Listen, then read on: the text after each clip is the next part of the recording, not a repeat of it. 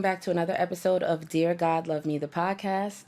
I'm your host, Ro McKenzie, author of Dear God Love Me, Sentiments of My Heart, Depths of My Mind.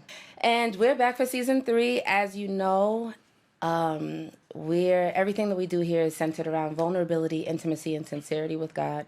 So we're really excited about the conversations that we've been having. And we're looking forward, especially forward to this one today. We have a special guest with us by the name of Pastor, Bishop, Archangel, Apostle, one of the first disciples, Shawn Mason II. Shawn R. Mason II. How are you? I'm good. How are you? I'm doing good. Thank you for coming. Glad to be here. So tell us a little bit about who you are. Thank you for coming. First of all, let me say that. Thank you for coming and joining us. I'm glad to have you here. I'm excited for what this conversation is going to be. Do you feel pressure? No, I feel good. I'm good. Good. So tell us a little bit about who you are. So my name is Shawn. I'm a dad of 4. I'm the senior pastor of the Freedom Church in Brooklyn, New York. Okay. And I love Jesus. And I'm learning how to live and work on this journey called life. Okay. Nice and simple. Yeah. Okay. So the conversation we're having today is entitled Deserve. Mm-hmm. Deserve. Which kind of was a little bit tricky for me because I tend to overthink everything, almost everything.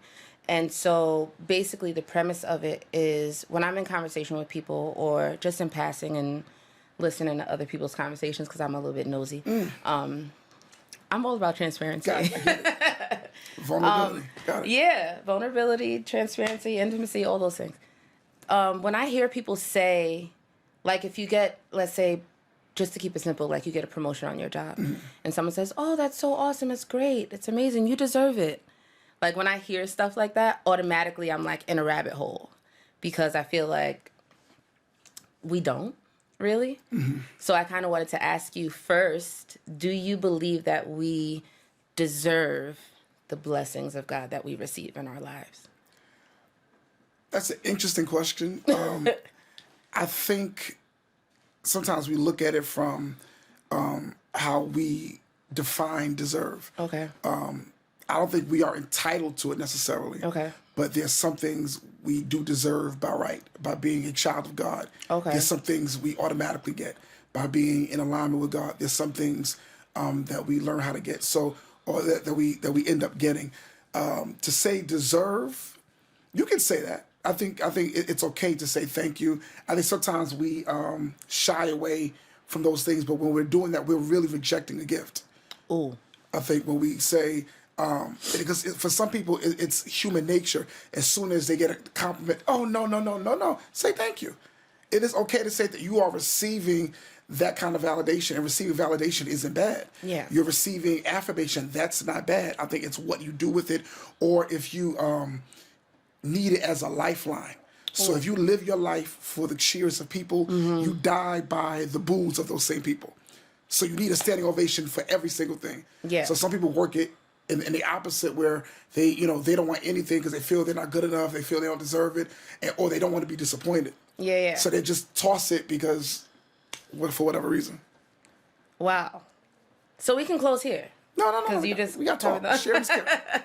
That's interesting. I think the first thing that you said, really, right, is that we deserve. There's things that we automatically deserve, or that we receive just by being a child of God. I think that's interesting because I never thought of it from that angle, especially thinking about, my interpretation of whether or not someone deserves something. I kind of was looking at it from a different angle and saying that there's nothing that I can actually do to deserve the blessings of God, but anything that I can do is only deserving of the wrath of God. So it's kind of like that. I'm trying to really marry those two things in a healthy way, right? And saying there are some things that I get that I do deserve because I'm an heir or a joint heir. But I just think there's a duality there. Yeah. Where there's things that I do deserve, but there's also bad things that I deserve for the things that I've done. And I think that's where grace and mercy comes in. Okay. I think there's some things that we do deserve in a negative sense that God doesn't give us by virtue of grace and mercy. Right. So we do deserve, the wages of sin is death. Right. I do deserve death because we sin. You know, we may not be labeled as sinners in that kind of context. Some people say we're sinners saved by grace. I don't really subscribe to that. I think we are the righteousness of God. I think. Okay. Do we sin? Yes. When he talks about sinners, it's talking about things that we willfully do every day as an active lifestyle. So some people may label it as, "Oh, I'm struggling." No, you're not struggling. That's your life. You are committed to this. Right. This is a thing for you. Right. You know. Thing. So I try to look at myself as the righteousness of God. Also look at myself as a work in progress. And in being a work in progress, I'm learning how to again receive God's grace and God's mercy. Because if I don't receive that, then the cross is essentially for naught. Then what was the purpose of Christ dying? What was the purpose of? That's like if a parent works, for months and months to give their kids a nice Christmas. They give their kids a nice Christmas and they unwrap the gift. They don't play with the gift. They play with the wrapping paper. I didn't work and sweat and kill myself for you to play with wrapping paper. Right. I think in life, we end up playing with wrapping paper instead of embracing the gift. And so I'm learning how every day to embrace the gift without feeling entitled to the gift or embrace the gift and knowing that I did not give myself this gift. Right. So do I deserve it? I'm God's child. So if it's God's will, it's God's bill. That's how they would put it. But I'm God's investment. Yeah. And because I'm his investment, he's done everything in his power, i.e. him thinking I'm to die for, to make sure that I actualize my potential. That way he makes good on his investment. Is it sinful then to reject the gift?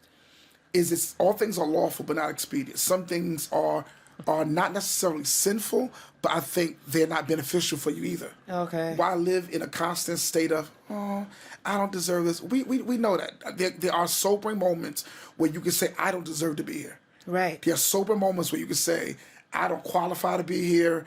But there are some moments where God has given you the ingenuity, the strength, the ability. Not only that, there's some things that you've done that God empowers you to do to get to where you are. Yeah. If you work and you show up on time, you deliver, you're productive, you're not insubordinate, you're a part of the team, then you deserve that promotion. I want my check too. You want your check. Yeah. Because if it don't make dollars, it don't make sense. And if I'm working this hard, I deserve that check. Right. I've never seen somebody get a direct deposit. Oh, I don't really. You deserve that. Right. And so I think embracing what you deserve, and then that's on the positive side, but then being real about what you deserve on the negative side, but being grateful for the grace and mercy for what you didn't receive. Right. You said something interesting about the person who says, I'm struggling, but it's like you're really not. Like, this is a thing for you. Where's that threshold? Like, how do you identify whether it's a struggle or because the struggle looks like I'm struggling, like I'm encountering this every day, and I might be failing every day. Yeah. So where's that threshold? I think the threshold is when we no longer put up a fight. Oh, okay. That's not. We're not struggling anymore. I'm not fighting anymore. When you're not, it's just what it is. I'm comfortable. I like it, and it's not necessarily just. And I think when we deal with struggles, especially in Black church, everything that's a struggle has to do with fornication. Everything. Like that's the only thing. People struggle with a lot of things. There's Absolutely. a myriad of things that people struggle with. I think once we stop putting up a fight, it ceases to be a struggle. It is no longer, if I'm not like fighting against it, I'm not trying to affirm myself, trying to talk myself out of going into that dark space, it's no longer a struggle. Right. But I'm not seeking resources or trying to be around people that are conducive to victory in that struggle area. Yeah. That's when it's no longer a struggle. This is a thing. And even if it's a thing, I think when we call it a thing, that is an opportunity for us to receive deliverance and to basically turn and be better than we once were. Right. So everyone is worth that. Like that last piece that you said. So how do you?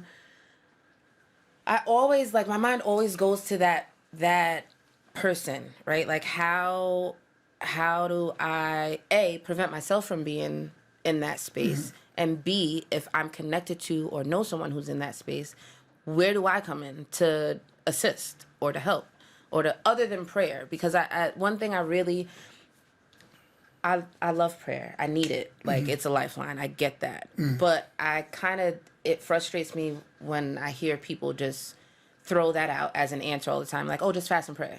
Oh, yeah. You need help with that? You need discipline? Fast and pray. It's like, I get that, but what does that look like from a practical standpoint? It looks like different things for different people. There's no cookie cutter approach. Like, I have 4 children, and I realize what I do with one is not what I need to do with the other. One may need this, one may need that. Some people, they need an accountability partner. Yeah. So that may be a thing for them. Hey, yo, I'm dealing, say, gluttony. I'm dealing with this. I need you. You see me with a Pepsi in my hand, knock it out my hand. Right. You know what I'm saying? Or if we go out to eat and you see, or if I have difficulty and I struggle with alcohol addiction, if you see me about to order this, tell me no. Right. Embarrass me. Some people need that. There's some people that just need you to do the ministry of presence. So I know if I'm not by myself, I know I'm not going to do what I normally would do alone. And it won't work always, but it may work sometimes. Yeah. So I think the ministry of presence, doing what works for certain people, it's like love languages, which is that's a whole nother kind of discussion. But sometimes we try to do for people what we need and want for ourselves. And so I'm not the check on you friend.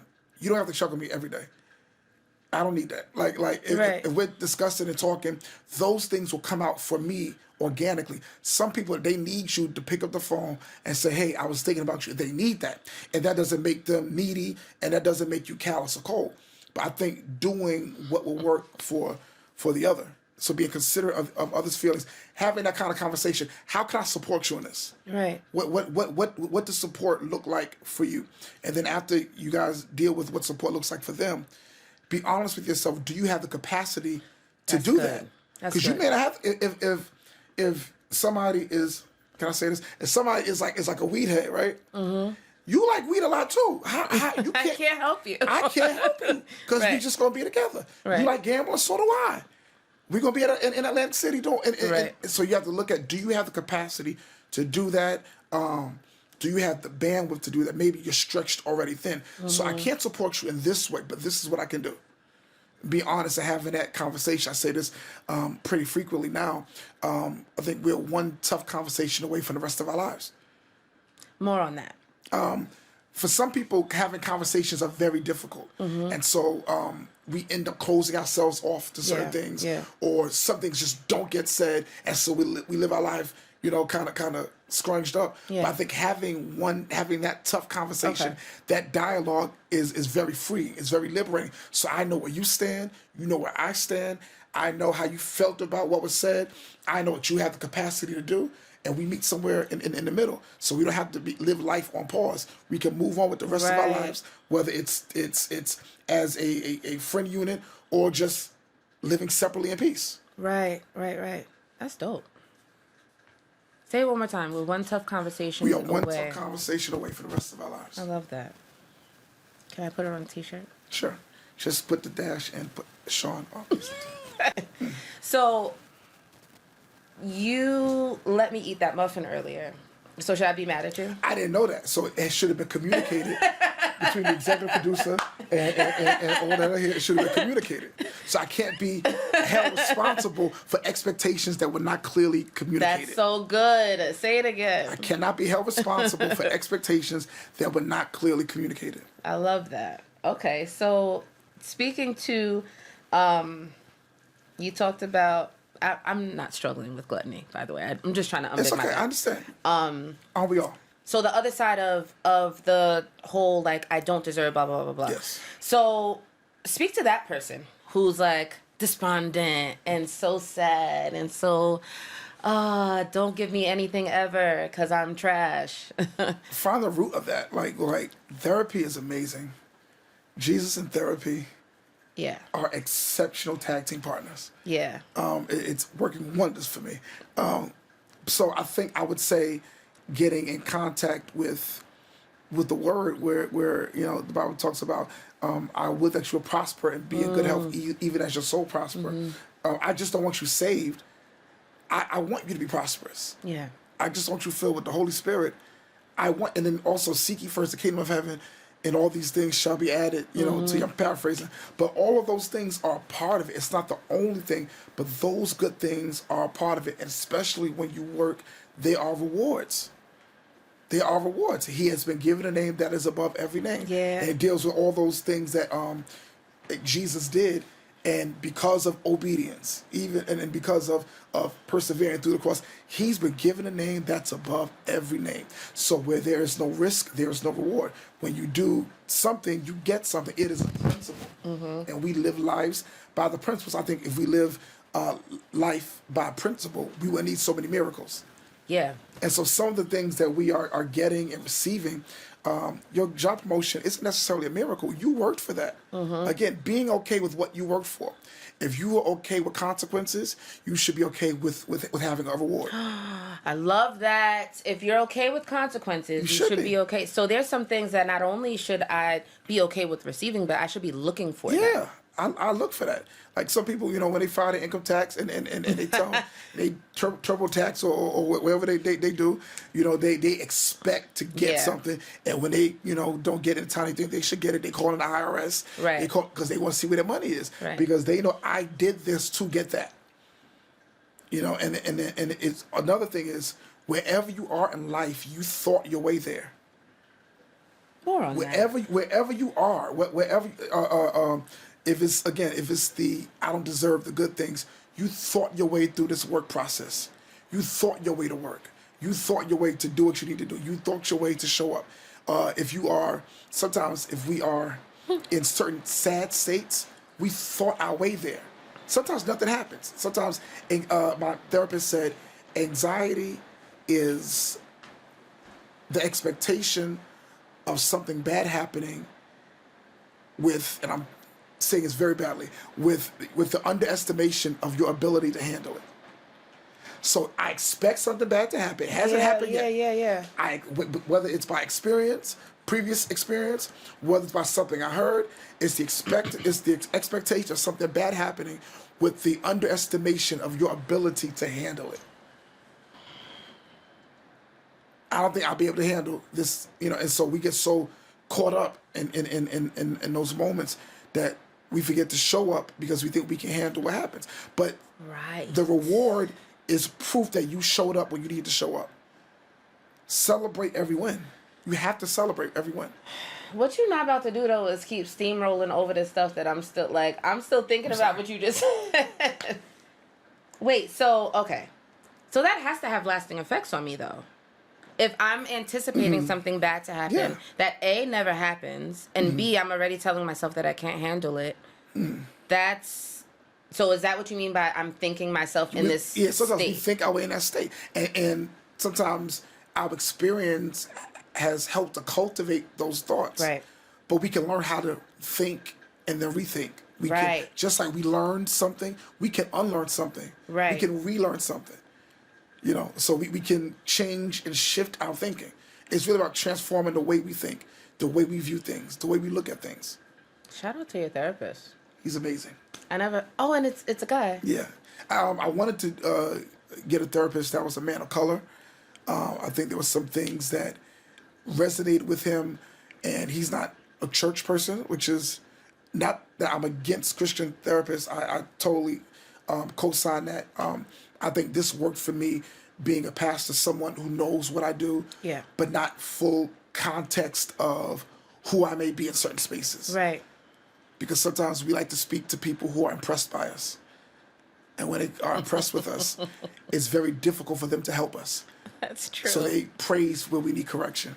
Right. Or some people, they know, or they think they know so much, they'll try to correct where you may need validation. So somebody who is familiar with what I do, but not so much entrenched into who I am, works amazing for me. And then having a man of color is something that resonates with me personally, especially in the climate that we live in. Right, for sure. I want to say so much more about that, but I can't because it's not on topic. Wow. Sorry. No, you're good. So if you could sum this whole thing up. I don't have a specific question to ask you to do that. Okay. But I think you did a pretty great job at marrying those two concepts together. Mm-hmm. But if you can just like put a bow on it. On the deserve. Yes. In short, if you know you or believe you deserve consequences, be okay with knowing you deserve a reward. Okay. Understanding deserve in its proper context. Without trying to get into semantics, deserve is not necessarily a sense of entitlement. Right. So some people think you just owe this to me. Right. But some things come along with a part of the benefit package of being a son, a daughter, a child of God. Right. So be okay with those good things. If it's something in a secular sense, something that you know you worked for, even in church, you sing a good song and somebody say thank you, but to God be the glory. You can say thank you. Right. It's okay to say. You are not going to hell for saying thank you. Right. Because you sang. Right. You practiced. You rehearsed. You. This is your note. You did that. Like, right. You know, and you did it to the glory and honor of God. Somebody was blessed. You can say thank you. You just don't let it get to your head. I think one of the things is, and I'll close with this. I'm Pentecostal, so I get too close. So this is your first close. This is my first. Oh, that's my first close. Marcus Aurelius is a Roman emperor, and after every win, he had a slave that would follow him around because people were cheering him on and push him up. Yeah, you're the man. Remember, thou art only a man. So know that you deserve this win. Know you deserve this victory. But remember, you are only a human. You are prone to error. You mess up. You make mistakes. You are not perfect. You are only a human. Remember, thou art only a man. So it's okay to know what you deserve. The good, the bad, and different. But remember, you are only a man. If it's something bad, I messed up. I'm human. Thou art only a man. Yeah, it goes both ways. If you do phenomenally, this is dope. You did something great. Remember, you did do that, but you're only a man. So learn how to have the balance of humility and don't let insecurity be masked in false humility. To God be the glory. No, say thank you, own that, give praise to God. God empowered me to do that. Right. You know, that's it. Beautiful. That was great. Thank you. How can we find you on social media? What do you have coming up? What you got going on? You can find me on Instagram and X, that's what they call it now. Instagram, X. Oh gosh. It's still Twitter. To me. Instagram and Twitter. At Shawn R. Mason with the number 2. Okay. Follow us on there. You can follow our church at Freedom Church BK. We're on Facebook, we're on Instagram, and we are on Twitter as well, and YouTube for that. So please join us. Also, this year is a milestone year. I'm turning 40. I know y'all can't tell. Woo! I'm turning 40. So on June the 26th, we're having a big banquet. I always want a big church banquet. I'm a church baby. Oh, so, my Lord. Lord. God. It's a rite of Finally passage. getting your banquet. It's a rite of passage. So we have a banquet. So celebrating 40 years of life, 7 years of freedoms. Our Beautiful. church is 7 years old this September. So we're going to have a big birthday party banquet kind of thing at Russo's on the Bay, June 26th. You can look on our social media to get more information about that. And we're ecstatic. And congratulations to you and the wonderful success. Thank you. Dear God, love me. Thank you. Tell us where the church is, too, just in The case. church is in Brooklyn, New York. Okay. Brooklyn. Church is in Brooklyn, New York. Don't start throwing stuff. Wow. That's how I'm going to church. I'm joking. Brooklyn, New York. You can find us at 1980 Fulton Street between Ralph and Howard Avenues. We have service at 9:30 a.m. We don't have long church, but we have strong church. Okay. Okay. Beautiful. Thank you again for Thank you. coming. This was great. Yeah. Next time I'll probably have more to say. So you'll have to come back. Yeah, definitely. And it was great to have you, even in this terrible, terrible rain. No, this is wonderful. You feel like taking a nap? Mm-hmm. Thank you again. I appreciate you. Thank you. And we'll see you next time, guys. Bye.